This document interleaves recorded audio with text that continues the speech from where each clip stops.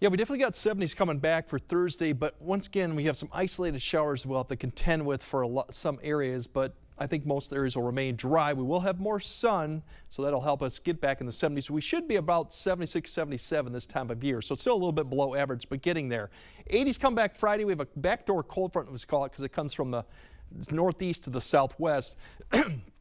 We'll have some maybe hazy skies with it, and I'll explain why I mean by that.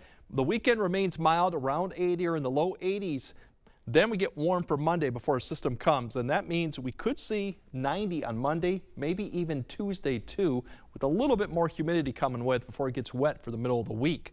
For the showers, a lot of this is just sprinkles, very light rain. You pick up maybe a trace or a hundredth every time this comes through. So it's just enough to wet the grounds really, and that's about it. That'll persist along with some partial clearing occasionally, but everything's kind of rotating around, basically counterclockwise around the low to the south.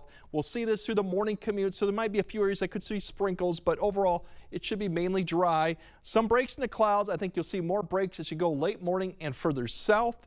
With a little bit of heating that'll help maybe to give you a few more showers developing in the afternoon. Just isolated coverage. You can see right there at 4 p.m. a little bit, and it's really further north and west of the area. There seems to be the better coverage there with that. It'll continue to push southwest. We'll see that more through the evening. Better shot further west you go. So overall drier, but I still think that's a possibility. Now, as I mentioned, the winds are going to be coming around to the north on Friday behind a cold front.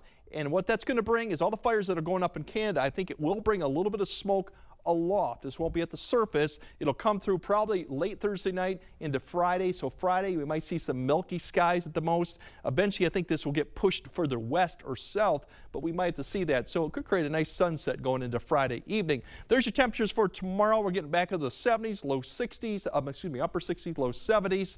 As we go into Friday, we'll be back in the 50s. Should be dry going into Saturday morning, but pretty seasonable conditions too. And then for Saturday, we're looking at temperatures Friday getting back in the upper 70s, low 80s. That cold front comes through, breezy northwest winds in the afternoon along with that cold front. Now Saturday brings the temperatures down maybe a degree or two for some areas, but I think a lot of areas will still be back near 80. And then Sunday gives you an idea of all the heat out here.